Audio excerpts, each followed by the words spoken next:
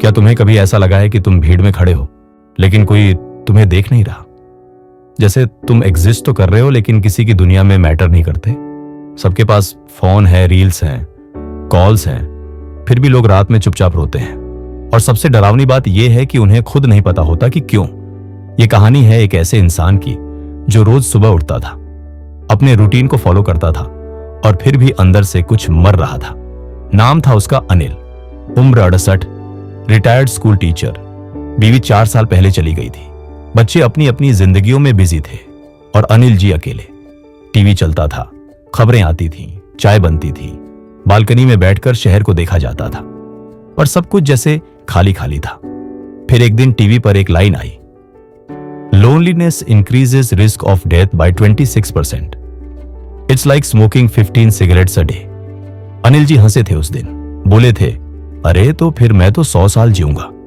लेकिन उसी रात जब अकेले थाली में खाना खा रहे थे तब उनकी हंसी कहीं पीछे छूट गई थी। दिन बीतते गए और शरीर ने सिग्नल्स देने शुरू किए। नींद कम होने लगी, दिल तेज धड़कने लगा, भूख गायब, मन थका थका। डॉक्टर बोले एवरीथिंग्स फाइन, लेकिन अंदर कुछ ठीक नहीं था। और यही तो सबसे डरावनी बात होती है ना, जब सब नॉर्मल दिखे पर अंदर कुछ भी नॉर्मल ना हो। फिर एक दिन कुछ ऐसा हुआ जो अनजाने में हीलिंग की शुरुआत बन गया। पार्क से लौटते वक्त एक क्रिकेट बॉल उनके आंगन में आ गिरी। एक बच्चा भागता हुआ आया, अंकल बॉल दे दो।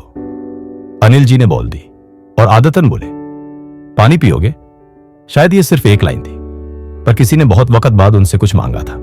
बच्चे का नाम था राघव, 12 साल का, और अगली बार वो खुद आ गया। रोज स्कूल के बाद आने लगा, कभी लूडो, कभी कहानी, कभी चुपचाप बैठकर टॉफी खाना।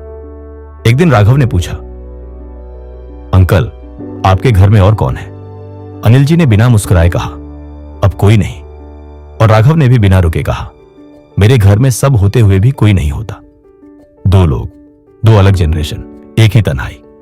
और यहीं से शरीर ने जवाब देना बंद किया और सुनना शुरू किया। थोड़ी नींद आने लगी, थोड़ी भूख वापस आई, पेट की दवा काम करने लगी। डॉक्टर बोले, अब लग रहा है कुछ असर हो रहा है। पर असर सिर्फ दवा का नहीं था, असर कनेक्शन का था। तुम जानना चाहते हो साइंस क्या कहती है? जब इंसान को लगता है कि वो अकेला है, कि कोई उसका नहीं है, तो दिमाग उस लोनलीनेस को फिजिकल डेंजर की तरह ट्रीट करता है। एमिग्डाला, ब्रेन का फियर सेंटर, ज्यादा एक्टिव हो जाता है। कॉर्टिजोल, स्ट्रेस हार्मोन, दिन रात बहता रहता है। शरीर को लगता है फाइट और फ्लाइट, जबकि कोई लड़ाई नहीं चल रही होती। फिर शुरू होता है धीमा झर।